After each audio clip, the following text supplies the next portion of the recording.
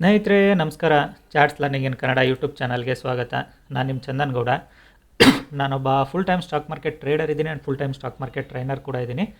ನಾನು ನಿಮಗೆ ಲೈವ್ ಮಾರ್ಕೆಟಲ್ಲಿ ಯಾವುದೇ ಥರದ್ದು ಲೈಕ್ ಯೂಟ್ಯೂಬ್ ವೀಡಿಯೋಸ್ ಮಾಡ್ಕೊಂಡು ಕೂತ್ಕೊಳ್ಳೋದಾಗಲಿ, ಲೈಕ್ ಲೈವ್ ಹೇಳ್ಕೊಂಡು ಕಾಲ್ ಟಿಪ್ಸ್ ಕೊಟ್ಕೊಂಡು, ಇಲ್ಲ ನಿಮಗೆ ಲೈಕ್ ಮಾರ್ಕೆಟಲ್ಲಿ ಇಲ್ಲಿಂದ ಬೈ ಮಾಡಿ ನೋಡಿ ಹೋಯ್ತು ಇಲ್ಲಿಂದ ಇಲ್ಲಿಗೆ ಹೋಯ್ತು ಅಂತ ಎಲ್ಲ ಸ್ಟೋರಿಗಳು ಹೇಳ್ಕೊಂಡು ಕೂತ್ಕೊಳ್ಳಲ್ಲ. ಬಿಕಾಸ್ ಆ ಥರ ಎಸ್ಪೆಷಲಿ ಯೂಟ್ಯೂಬಲ್ಲಿ ಲೈವ್ ಮಾಡ್ಕೊಂಡು ಕೂತ್ಕೊಳ್ಳೋ ಟ್ರೇಡ್ ಮಾಡ್ಲಿಕ್ಕೆ ಸಾಧ್ಯನೇ ಇಲ್ಲ, ತುಂಬಾ ಕಷ್ಟ. ರೀಸನ್ ಇಷ್ಟೇ, ಎಷ್ಟೋ ಜನ ಟ್ರೈ ಮಾಡಿದವರು ಕೂಡ ಇದ್ದಾರೆ. ಇವನ್ ನನ್ನ ಫ್ರೆಂಡ್ ಸರ್ಕಲ್ ಕೂಡ ನಾನು ನೋಡಿದ್ದೀನಿ, ಯೂಟ್ಯೂಬಲ್ಲಿ ಲೈವ್ ಮಾಡ್ಕೊಂಡು ಟ್ರೇಡ್ ಮಾಡ್ಲಿಕ್ಕೆ ಹೋಗಿ ಲಾಸ್ ಮಾಡ್ಕೊಂಡವ್ರು ಇದ್ದಾರೆ. ಏನಕ್ಕೆ ಅಂದರೆ ನೀವು ಟ್ರೇಡ್ ಪೊಸಿಷನ್ನ ಹ್ಯಾಂಡ್ಲ್ ಮಾಡ್ತೀರಾ, ಇಲ್ಲ ನೀವು ಯೂಟ್ಯೂಬಲ್ಲಿ ಲೈವಲ್ಲಿ ಮಾತಾಡ್ತೀರಾ, ತುಂಬಾ ಕಷ್ಟ ಅದು. ಸೊ ಓಕೆನಾ.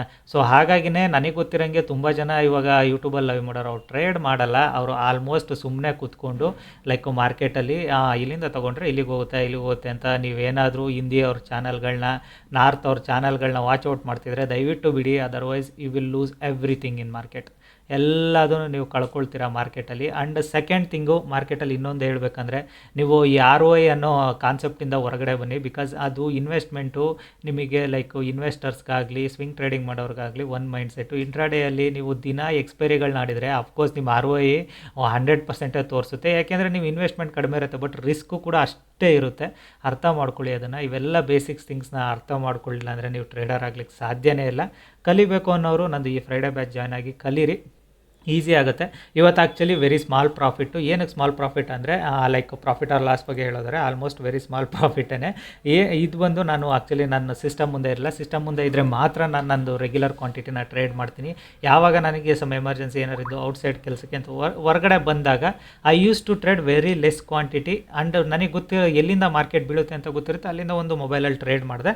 I captured around 13-14 points capture ಮಾಡಿಕೊಂಡು I just move out from the market. ಅದನ್ನೇ ಹೇಳೋದು, ನಿಮಗೆ ನಿಮ್ಮ ಟೂಲ್ಸ್ ಮೇಲೆ ಆಗಲಿ ಇಲ್ಲ ನಿಮ್ಮ ಇಂಡಿಕೇಟರ್ ಮೇಲೆ ನಿಮಗೆ ಒಂದು ನಾಲೆಡ್ಜ್ ಇದ್ದರೆ ಡೆಫಿನೆಟಾಗಿ ನೀವು ಪ್ರಾಫಿಟ್ ಮಾಡೇ ಮಾಡ್ತೀರಾ. ಅದನ್ನು ಯಾರು ಸ್ಟಾಪ್ ಮಾಡಲಿಕ್ಕಾಗಲ್ಲ ನಿಮ್ಮನ್ನು.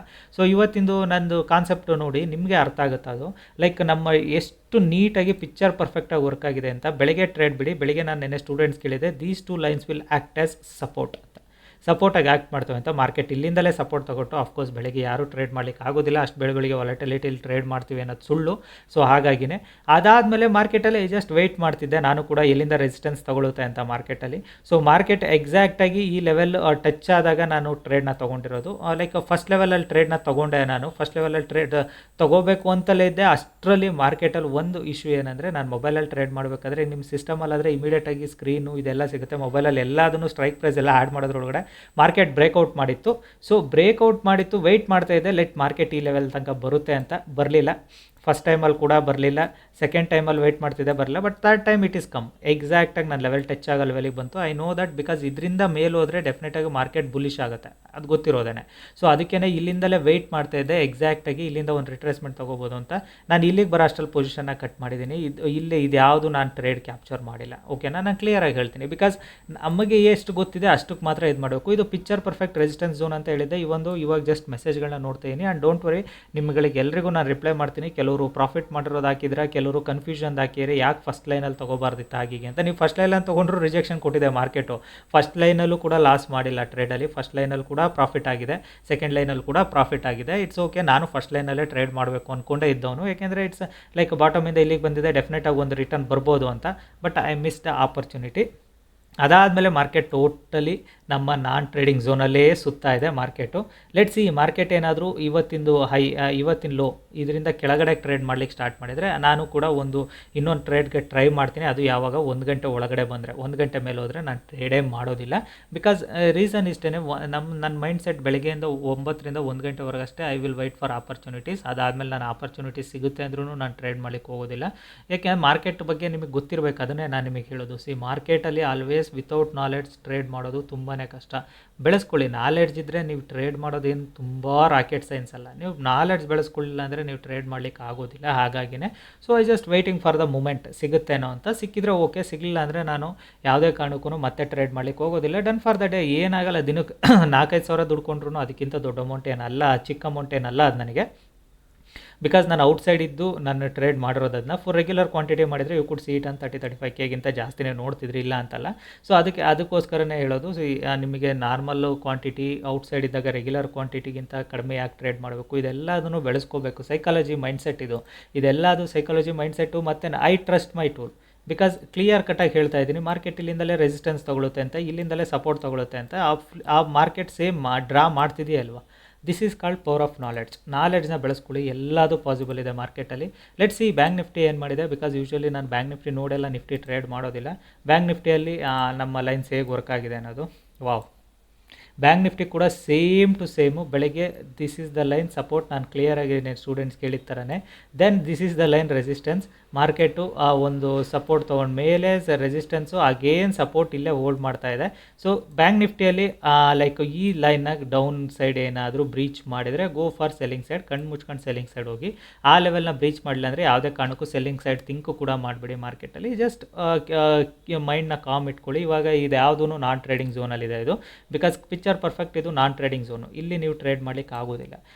ಮಾರ್ಕೆಟ್ನ ನೀವು ನೋಡೋ ವೇನ ಚೇಂಜ್ ಮಾಡ್ಕೊಬೇಕು. ಪ್ರಾಫಿಟಬಲ್ ಆಗಲಿಕ್ಕೆ ಎರಡೇ ಇದಿರೋದು. ಒಂದು, ನಿಮ್ಮ ನೋಡೋ ವೇ ಚೇಂಜ್ ಆಗಬೇಕು, ಮತ್ತು ಇನ್ನೊಂದು ಮಾರ್ಕೆಟಲ್ಲಿ ರಿಸ್ಕ್ ರಿವಾರ್ಡು. ಮತ್ತು third one is market run ಆಗೋದು ಕ್ಯಾಂಡಲ್ ಸ್ಟಿಕ್ಸಿಂದಲ್ಲ. ನಿಮಗೆ ಎಷ್ಟೋ ಸಲ ಹೇಳಿದ್ದೀನಿ, ಕ್ಯಾಂಡಲ್ ಸ್ಟಿಕ್ಸ್ ಏನು ನಮಗೆ ಜಸ್ಟ್ ಫಾರ್ಮ್ ಆಗೋದು. ನಮ್ಮ ಗ್ರೀನ್ ಅಂದರೆ ನಮ್ಮ ಮೈಂಡ್ಸೆಟ್ಟು ಅಪ್ಪು, ರೆಡ್ ಅಂದರೆ ಮೈಂಡ್ಸೆಟ್ ಡೌನು, ಅಷ್ಟೇ.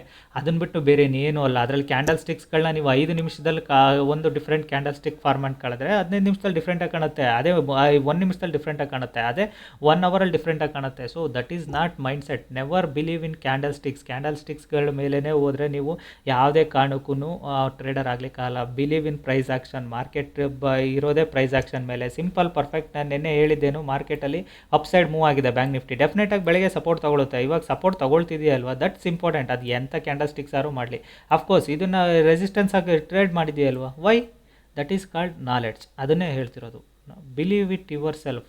ನಾಲೆಡ್ಜ್ನ ಬೆಳೆಸ್ಕೊಳ್ಳಿ, ಈಸಿ ಆಗುತ್ತೆ ಟ್ರೇಡಿಂಗು. ಕಲಿಯೋ ಅಂಥವ್ರು ಈ ಫ್ರೈಡೇ ಬ್ಯಾಚ್ ಜಾಯ್ನ್ ಆಗಿ ಕಲೀರಿ. ಬಿಕಾಸ್ ನಾನು ಈ ಫ್ರೈಡೇ ಆದಮೇಲೆ ನೆಕ್ಸ್ಟ್ 15 ದಿನ ಯಾವುದೇ ಥರದ ಕ್ಲಾಸ್ ಮಾಡೋದಿಲ್ಲ. ಹಾಗಾಗಿನೇ ಈ ಫ್ರೈಡೇ ಕ್ಲಾಸ್ನ ಜಾಯ್ನ್ ಆಗಿ ಕಲಿಯೋ ಅಂಥವ್ರು ಕಲೀರಿ. ಬಿಕಾಸ್ ನಾನು ಕೂಡ ಊರಿಗೆ ಹೋಗಬೇಕು, ಫೆಸ್ಟಿವಲ್ ಇರೋದ್ರಿಂದ ನನಗೆ ಟೈಮ್ ಇಲ್ಲ ಮಾಡಲಿಕ್ಕೆ. ಸೊ ಹಾಗಾಗಿನೇ ಎನಿವನ್ ವಾಂಟ್ ಟು ಲರ್ನ್, ಈ ಫ್ರೈಡೇ ಬ್ಯಾಚ್ ಜಾಯ್ನ್ ಆಗಿ ಕಲೀರಿ. ಓಕೆನಾ? ಸೊ ಕಲಿಯೋ ಕಡೆ ಫೋಕಸ್ ಮಾಡಿ. Everything possible in life. ನೀವು ಎಲ್ಲಿ ತನಕ ಕಲಿಯೋ ಕಡೆ ಫೋಕಸ್ ಮಾಡಲ್ಲ, ನೀವು ಯಾವುದೇ ಕಾರಣಕ್ಕೂ ಟ್ರೇಡರ್ ಆಗಲಿಕ್ಕೆ ಆಗೋದಿಲ್ಲ. ಲರ್ನಿಂಗ್ ಇದ್ರೇ ಮಾತ್ರನೇ ನಿಮಗೆ ಲೈಕ್ ಸರಸ್ವತಿ ಹೋಲಿಸ್ಕೊಂಡ್ರೇ ಲಕ್ಷ್ಮಿ ಬರೋದು. ಇಲ್ಲ ಹೋದರೆ ಬರೀ ಲಕ್ಷ್ಮಿಯಿಂದ ಬಿದ್ದರೆ ನೀವು ಬರ್ಬಾದ್ ಆಗ್ತಿರೋ ಹೊರತು ಬೇರೆ ಇನ್ನೇನೂ ಆಗೋದಿಲ್ಲ. ಇವಾಗಲೂ ಹೇಳ್ತೀನಿ, ಫಸ್ಟು ಫ್ರಾಡರ್ಸಿಂದ ದೂರ ಇರಿ. ಕಾಲ್ ಟಿಪ್ಸ್ ಇರ್ಬೋದು, ಲೈಕ್ ನಾರ್ತ್ ಸೈಡ್ ಅವರು ಯೂಟ್ಯೂಬಲ್ಲಿ ಲೈವ್ ಮಾಡೋರು ಇರ್ಬೋದು, ಅವರಿಂದ ದೂರ ಇಡಿ. ಏಕೆಂದರೆ ಅವ್ರುಗಳಿಗೆ ಅಷ್ಟೊಂದು ನಾಲೆಡ್ಜ್ ಇದ್ದರೆ ಅವ್ರು ಯಾರು ಯೂಟ್ಯೂಬಲ್ಲಿ ಲೈವ್ ಮಾಡ್ಕೊಂಡು ಕೂತ್ಕೊಳ್ಳಲ್ಲ. They will handle the position. ತುಂಬ ಜನ ನೋಡಿದ್ದೀನಿ, ಅವ್ರ ಪೊಸಿಷನ್ ಹ್ಯಾಂಡ್ಲ್ ಮಾಡಿಕೊಂಡು ಯೂಟ್ಯೂಬ್ ರೆಕಾರ್ಡಿಂಗ್ ಮಾಡ್ಕೊಂಡು ಅಪ್ಲೋಡ್ ಮಾಡೋದು ಒಂದು ಲೆಕ್ಕ, ಯೂಟ್ಯೂಬಲ್ಲಿ ಲೈವ್ ಮಾಡ್ಕೊಂಡು ಕೂತ್ಕೊಂಡು ಪೊಸಿಷನ್ ಮಾಡ್ತೀನಿ ಅನ್ನೋದು ತುಂಬ ದೊಡ್ಡ ಸುಳ್ಳೋದು. ಸೊ ಅದಕ್ಕೆ ನಾನು ಹೇಳ್ತಿರೋದು, stop thinking all those things. Come out your self. ನಿಮ್ಮನ್ನು ನೀವು ಯಾಕೆ ಆಗ್ತಿಲ್ಲ ಟ್ರೇಡರ್ ಅನ್ನೋದು ಚಾಲೆಂಜ್ ತೊಗೊಳ್ಳಿ. ಚಾಲೆಂಜ್ ತೊಗೊಂಡ್ರೆ ನೀವು ಕೂಡ ಟ್ರೇಡರ್ ಆಗೇ ಆಗ್ತೀರಾ. ಚಾಲೆಂಜ್ ಇಲ್ಲ ಅಂದರೆ ನೀವು ಟ್ರೇಡರ್ ಆಗೋದಿಲ್ಲ. ಓಕೆ, ಈ ವಿಡಿಯೋ ಇಷ್ಟ ಆದರೆ ದಯವಿಟ್ಟು ಲೈಕ್ ಮಾಡಿ, ಸಬ್ಸ್ಕ್ರೈಬ್ ಮಾಡಿ. ಕಲಿಬೇಕು ಅನ್ನೋರು ನಂದು ನೆಕ್ಸ್ಟ್ ಬ್ಯಾಚ್ ಜಾಯ್ನ್ ಆಗಿ ಕಲೀರಿ. Thank you all. Moreover ಇನ್ನೊಂದು ಹೇಳೋದೇನೆಂದರೆ, ನಿಮಗೆ ಪ್ರೀವಿಯಸ್ ಲಾಸ್ ಆಗಿರುತ್ತೆ, ಇಲ್ಲ XYZ ಥಿಂಗ್ಸ್ ಆಗಿರುತ್ತೆ ಅಂದರೆ ಅದನ್ನೆಲ್ಲ ಲರ್ನಿಂಗ್ ಕರ್ವ್. ಅದು ಬಿಟ್ಬಿಡಿ. ಆ ಲರ್ನಿಂಗ್ ಕರ್ವ್ನ ಬಿಟ್ಟು ಕಲಿಯೋ ಕಡೆ ಫೋಕಸ್ ಮಾಡಿ. ಎಲ್ಲದನ್ನೂ ಕವರ್ ಮಾಡ್ಕೊಬೋದು. ನೀವೆಲ್ಲಿ ತನಕ ಕಲಿಯೋ ಕಡೆ ಫೋಕಸ್ ಮಾಡಲ್ಲ, ಯಾವುದೂ ಕವರ್ ಮಾಡ್ಕೊಳ್ಳೋಕೆ ಆಗೋದಿಲ್ಲ. ಓಕೆನಾ? ಸೊ ಇವಾಗ ನೆಕ್ಸ್ಟ್ ಏನಾಗ್ಬೋದು ಬ್ಯಾಂಕ್ ನಿಫ್ಟಿಯಲ್ಲಿ, ನಾನು ಆಲ್ರೆಡಿ ಹೇಳ್ತಾ ಇದ್ದೀನಿ. ಬ್ಯಾಂಕ್ ನಿಫ್ಟಿಯಲ್ಲಿ ಈ ಲೆವೆಲ್ನ ಬ್ರೀಚ್ ಔಟ್ ಆದರೆ go for buying side.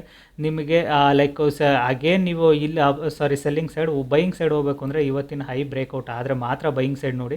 Because ಇವ್ರುಗಳೆಲ್ಲ trap ಆಗ್ತಾರೆ. ಟ್ರ್ಯಾಪ್ ಆಗೋದ್ರಿಂದ ಮಾರ್ಕೆಟ್ ಮೂವ್ ಆಗುತ್ತೆ. ಹಾಗಾಗಿನೇ ಸೊ ಅದನ್ನು ಬಿಟ್ಟು ಬೇರೆ ಯಾವ ಲೆವೆಲಿಂದಲೂ ನೀವು ಬೈಯಿಂಗ್ ಆರ್ ಸೆಲ್ಲಿಂಗ್ನ ಜಾಸ್ತಿ ಎಕ್ಸ್ಪೆಕ್ಟ್ ಮಾಡ್ಕೊಂಡು ನೋಡೋಕೆ ಹೋಗಬೇಡಿ. ನಿಫ್ಟಿಯಲ್ಲಿ ಕೂಡ ಅಷ್ಟೇ. ನಿಫ್ಟಿಯಲ್ಲಿ ಅನದರ್ 1 ಅವರ್ ನಾನು ಕೂಡ ವೆಯ್ಟ್ ಮಾಡಬೇಕು ಅಂದ್ಕೊಂಡಿದ್ದೀನಿ. But look like market is totally side wise ಬೀಳೋ ಚಾನ್ಸಸ್ ಇದೆ. ಸೊ ನನಗೆ ಬೇಕಿರೋ ಲೆವೆಲ್ ಇವತ್ತಿನ ಲೋನ ಬ್ರೀಚ್ ಆದರೆ ಮಾತ್ರ ಒಂದು ಸೆಲ್ಲಿಂಗ್ ಸೈಡ್ ನೋಡ್ಬೋದು. ಅದನ್ನು ಬಿಟ್ಟು ಆಲ್ರೆಡಿ ಟಾಪಲ್ಲಿ ಒಂದು ಪೊಸಿಷನ್ ಸಿಕ್ಕಿತ್ತು. ಆ ಪೊಸಿಷನ್ ನಾನು ಟ್ರೇಡ್ ಮಾಡಿದ್ದೀನಿ. ಅಮೌಂಟ್ ಆಗುತ್ತೆ ಇಲ್ವೋ ಸೆಕೆಂಡ್ರಿ ಥಿಂಗು. ಟ್ರೇಡ್ ಮಾಡೋದು ಇಂಪಾರ್ಟೆಂಟು, ಕಾನ್ಫಿಡೆನ್ಸ್ ಬರೋದ್ಕೊಳ್ಳೋದು ಇಂಪಾರ್ಟೆಂಟು. ಸೊ ನಿಮಗೆ ಅಲ್ಲಿಂದ ಕೆಳಗಡೆ ಬಂದು ಅಗೇನ್ ಫುಲ್ ಬ್ಯಾಕ್ ತೊಗೊಂಡು ಅಗೇನ್ ಶಾರ್ಪ್ ಸೆಲ್ಲಿಂಗ್ ಬಂದಿದೆ. ಬೋತ್ ಅಲ್ವಾ? ಎಷ್ಟು ನೀಟಾಗಿ ವರ್ಕ್ ಇದೆ. ನೀವು ಇಲ್ಲಿಂದ ಟ್ರೇಡ್ ಮಾಡಿಲ್ಲ ಅಂದ್ರೂ if you wait for this pullback ಡೆಫಿನೆಟ್ಲಾಗಿ ನಿಮಗೆ ಇದು ಪ್ರಾಫಿಟ್ ಕೊಟ್ಟಿದೆಯಲ್ಲ.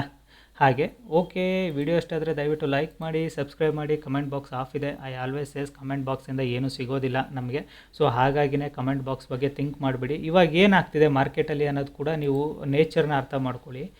ಇಲ್ಲಿಂದ ಸೆಲ್ ಮಾಡ್ಕೊಂಡವ್ರಿಗೆ ಆಲ್ರೆಡಿ ಅವ್ರ ಪೊಸಿಷನ್ನ ಸ್ಕ್ವೇರ್ ಆಫ್ ಮಾಡ್ತಿದ್ದಾರೆ. ರೀಸನ್ ಇಷ್ಟೇ, market side ways to bullish ಆಗೋ ಚಾನ್ಸಸ್ ಇದೆ ಅನ್ನೋದು ಅವ್ರಿಗೆ ಭಯ ಇದೆ. ಅದೇ ನಿಮಗೆ ಆಪ್ಷನ್ ಸೆಲ್ ಮಾಡಿದವ್ರಿಗೆ ಪ್ರೀಮಿಯಂ ಡಿಕೆ ನೀಟಾಗಿ ಸಿಕ್ಕಿದೆ. 26,000ಇಂದ ಸೆಲ್ ಮಾಡಿದವನಿಗೆ ಸಫಿಷಿಯೆಂಟ್ ಪ್ರೀಮಿಯಂ ಡಿಕೆ ಸಿಕ್ಕಿದೆ. ಅವ್ನಿಗೆ ಅದಕ್ಕಿಂತ ಇನ್ನೇನು ಬೇಕು. ಅಂಟಿಲ್ ಅನ್ಲೆಸ್ ಇವತ್ತಿನ ಲೋ ಬ್ರೀಚ್ ಆಗೋರಿಗೆ ಬೈಯರ್ಸಿಗೆ ಭಯ ಇಲ್ಲ. ಸೊ ಹಾಗಾಗಿನೇ ಬೈಯರ್ಸ್ ಕೂಡ ಮಾರ್ಕೆಟ್ನ ಹೋಲ್ಡ್ ಮಾಡ್ಲಿಕ್ಕೆ ಟ್ರೈ ಮಾಡ್ತಿದ್ದಾರೆ. Okay, thank you all.